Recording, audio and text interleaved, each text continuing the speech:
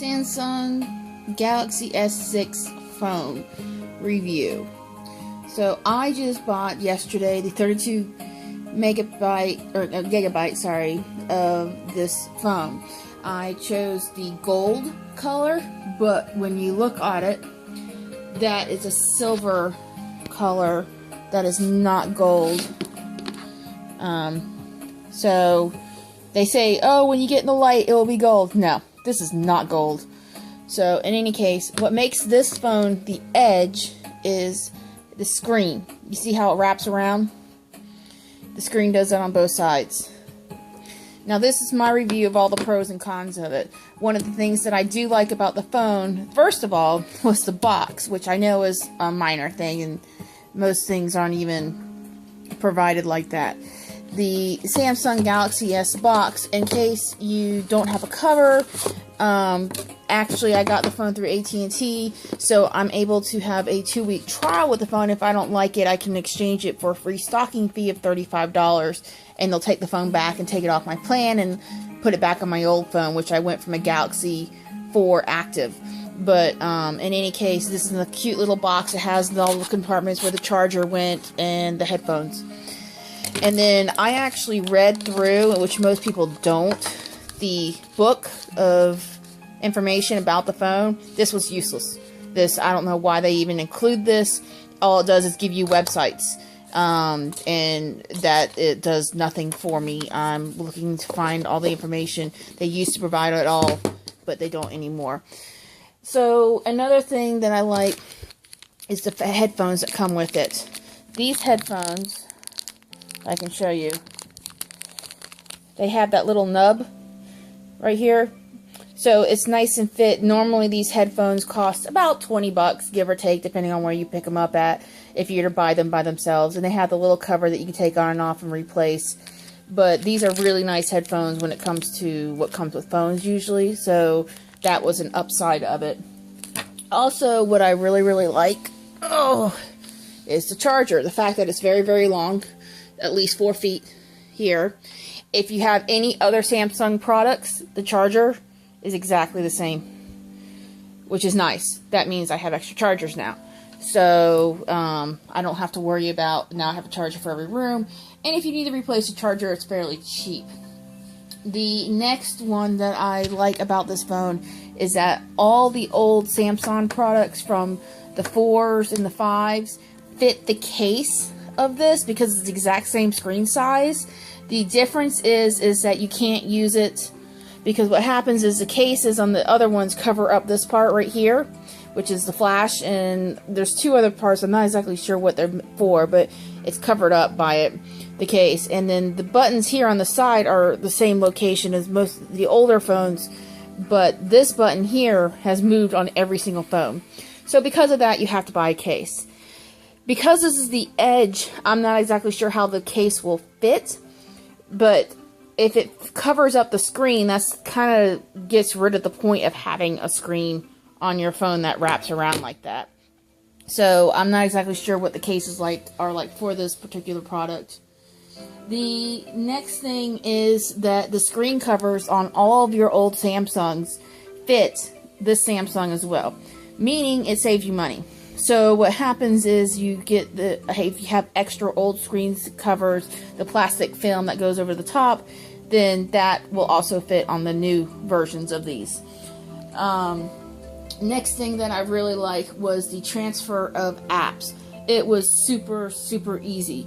You go to the App Store and you basically just type in Smart Switch.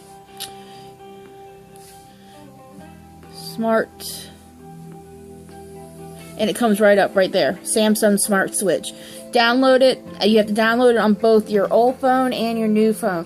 This also works the same app on iPhones. So if you're transferring from an iPhone to the new Samsung phone, then this is a good thing to have. This is what you do with the phones. You take your old phone and you put it on sending, that you want to send all the old information to, and you take it to your new phone, which you just place right next to it, because what happens is that the areas where they send and receive data is the same place where your microphones are.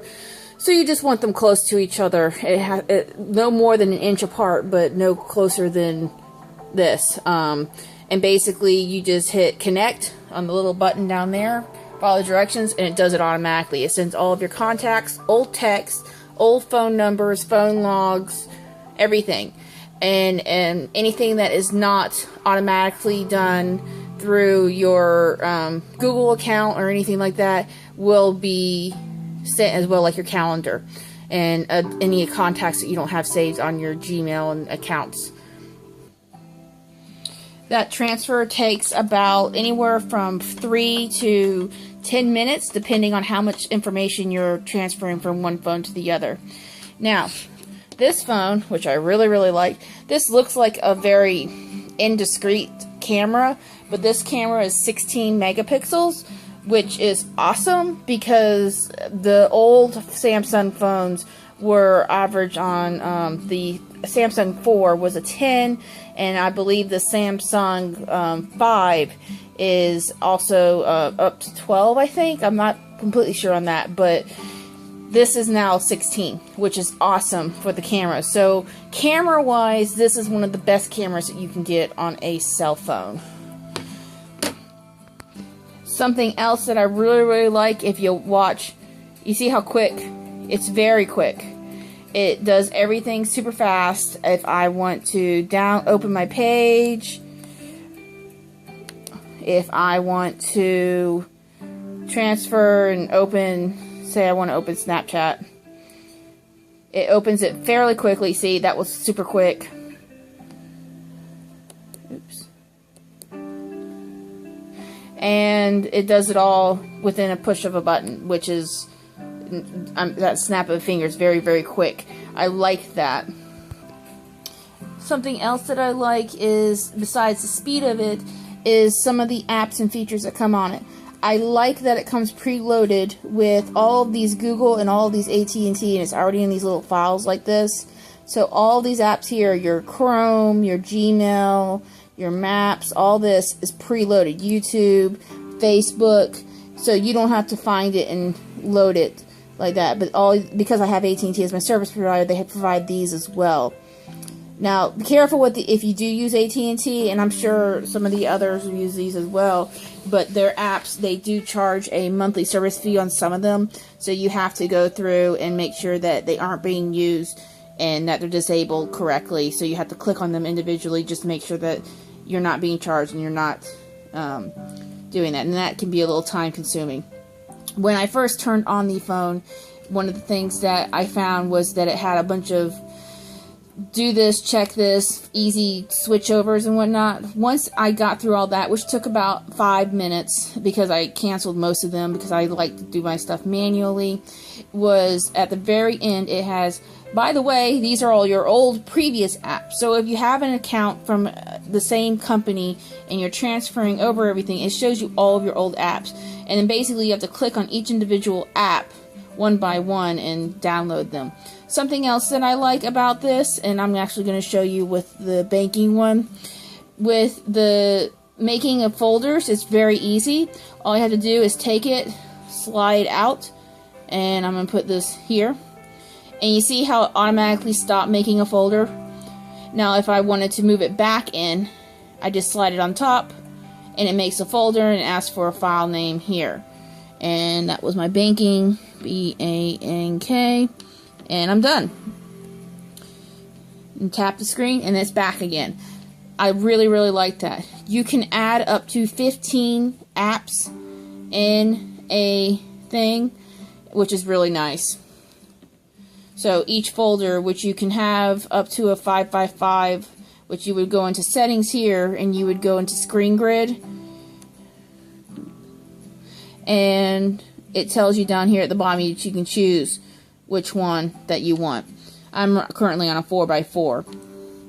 Also, something else, here you can add more pages. You can add up to 20 pages of data, which is a lot of pages to go through, which was one of the cons, because when you're going through it, when you're sliding, you can only slide left or right you can't go around in a continuous going back to page 1, because right here I'm on the last page and I want to go back here. The only way I'm able to get back to the home page is by clicking the home button like that. Now, a good thing is one of the pre-settings is if I double click the home button, my camera comes up. So that's nice, so I don't have to find the app or anything like that. And now another thing about the wallpapers. The wallpapers is an easy change. This is a setting that they have, and it's a new feature on the phone. And let me show it to you. Go to settings and go to themes right here. And this is what it comes with. This is the automatic one with the original icons and everything else, and it's just a basic wallpaper. You can change the wallpaper on any of these, and to download more, go to store, and you just pick one of the themes that they have. Now, I would click if I wanted to see more, which I'm not going to purchase one of these, but they're all free. And basically you pick, say I really like Thor for some reason. I would download it and then I would use it. So I'm back to the main page. This is one of the ones that I've downloaded. This is the picnic theme one. And this basically what it does is it also changes the icons, and it has the different little things around the icons. Now say I like the way they did the icons, but I don't like the display itself. Like, I like the little brown boxes around each of my little icons. That's what I really want. What I don't want, though, is this background of the little bunny and the deer. So to change that, I would just go back into settings, and I would go to wallpaper and change it in the wallpaper, and I can have any background but have the same individual little icons like this. So I'm in my settings, I click on wallpaper, and this is the current wallpaper, but I want a different wallpaper. I can choose any of the images that I have. This is the one that I want. So I'm going to click that, and you see how it keeps the icons and everything from the other setting, which is one of the things that I kind of like. But that's how you do that, change it so you can have two separate settings on the same wallpaper. That's a new little feature that I like. Now, one thing I don't like about this phone is the cost of the phone. Because the new plans out there for the 2015, the contractors and the service providers are getting wise to the fact that people do not like being in 2-year contracts. So almost every single company out there has gotten rid of the 2-year contract or is phasing it out. And instead, what they're having you do is they're giving you the same service plans for about the same rate. Some of them may go up or down depending on the service. Like if you have unlimited, it may go up $5 or $10 a month. But if you have only 500 minutes or something like that, then it may go down in price because of limited minutes and whatnot, and if you're on shared plans. So it depends on your provider, but the contracts are gone. So because instead of a contract, what they're doing is the total cost of the phone you're paying for, and almost every provider, what they're doing is they're giving you contracts of a loan for the phone, and the total purchase price. This phone costs about $850. And I am paying it over 30 months at about $27 a month and some change. I'm not paying any interest on it. I can pay it off early. And like the old plans, this phone is mine. So if I want to sell it or get rid of it, I can. But I'm still on note for the actual contract price. So that's a pro and a con of it. The Europeans have been doing it like that for many years. And some people like it. Some people love it, hate it. I personally haven't decided one way or the other. It's going to cost a little bit extra for it to be done this way instead of being on the contract, but it is what it is, and now I have a brand new phone that I can change out anytime I want. Now, another thing that people are raving about with this is that it's a solid steel, or it's not steel, I'm sorry, aluminum frame. The problem with these aluminum frames, and this is with the 5s and the 6s, the 4s did not have this, and what happened was basically you can't take the battery out and you can't add more memory. So that is a downside on it for me, because I only have 32 gigs. Now mind you, that's the smallest, but still that's you have to buy a phone. If I want to upgrade my memory, I would have to buy another phone. If there's something wrong with my battery, which Samsungs and most cell phones that are smartphones are notorious at, is the batteries end up dying after usage of about 2 years, and the charges don't last very long. So I wouldn't be able to just replace the battery, which is a downside of it. Not all cell phones are made like this, but that's the pros and cons of having a solid metal frame. A con of having some of these apps preloaded, I'll show you. They had this page here, it's called Briefing. The only way I could get rid of it was by getting onto this page and then clicking that little box at the top. But if I didn't do that, I'm going to reinstall it, and then I'll show it to you. Oops.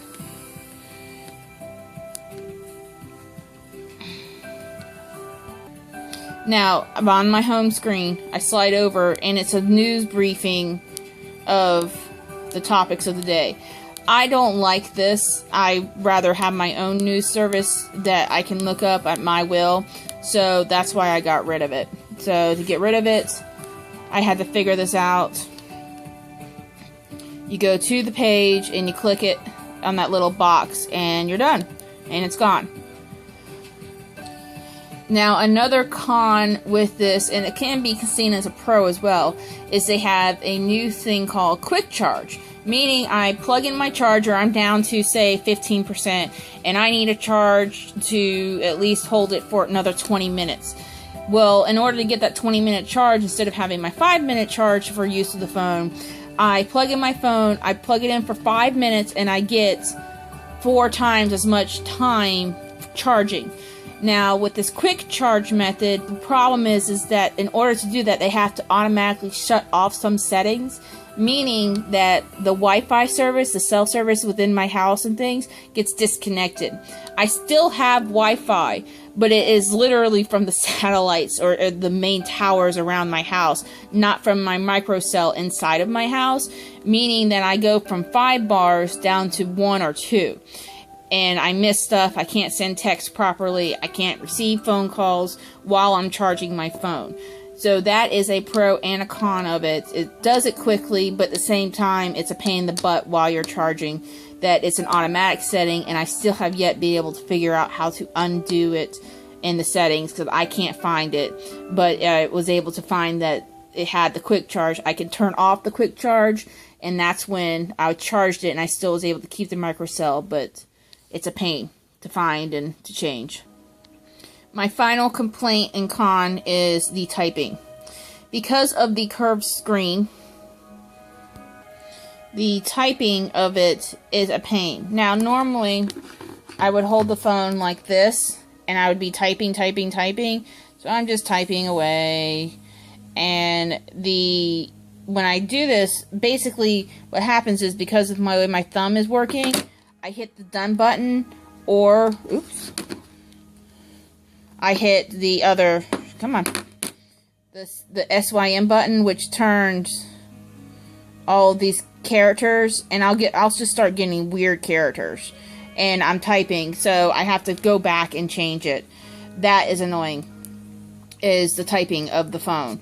Another thing that is annoying about the phone is when the autocorrect functions on it. It's still not used to me, and it takes time, but the autocorrect it will send the most asinine things. Like the other day, I sent a message, and this is the message that I sent, but that's not the message I was trying to say. I was trying to say, don't spend any money.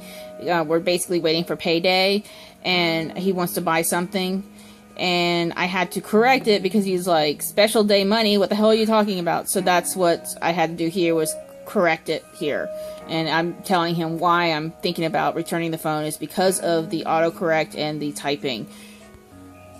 Now, some special features about the Edge in particular is the Edge screen. This, you can choose if you want the lighting to be on either side. What happens is I turn my Edge people on, and I choose the people. I can choose up to 5 people, and what happens is when my phone is ringing, I will, what it does is that every person that's on my list is a different color. So I see the glowing of the screen, especially if it's turned upside down, of that person, and I know automatically who it is without, if they don't have a special ringtone, which most of them already do. But also the side you can choose on what you want, the left side or right side, depending on if you're left-handed or right-handed, which is nice. So the screen will only light up on that one side. But that is a feature of this phone that's a new feature. Another new feature is the motions and gestures. You can turn on and off different things so that, like when you're on your phone and you answer it, does it turn off automatically on the screen so that you can touch it to your face without worrying about hanging up or the volume or anything like that. The different types of alerts. Now the palm swipe catcher is basically when you go over like this, and it automatically does it for turning off the ringer or the sound coming from your phone without you having to find the button to hit it, which is convenient if you are in class or in a meeting and you need a quick thing. Now, one thing I don't like is that they have so many different types of things. These are the different systems, the storage, and this is the storage system. All my different space. Out of my 32-bit, I'm using half of it. And this tells me how much of each that I'm using. So as you can see, I still have about half of it left for photos and things of that nature, which can be a pain if I take a lot of pictures and videos and things of that nature. And then this is all my settings here. And then this is the quick things, the edge screen, which I just told you about on the people. And then the themes we've already gone over. The lock screen they have for this phone, they have the fingerprint. And so I'm going to put in my pin, and right here the fingerprints, this, because it's 16 megabits, basically the fingerprint is an option. You choose the one finger and it has you do it 2 or 3 times, but that is the most secure type of way of unlocking your phone. That means that other people can't get a hold of it, your information, which is nice. The other thing that I like about this is in the apps, and you have to find this, but when you're installing the phone, it gives you the option, is a kids app, and it is this little app right here, the kids mode. It has a little dinosaur.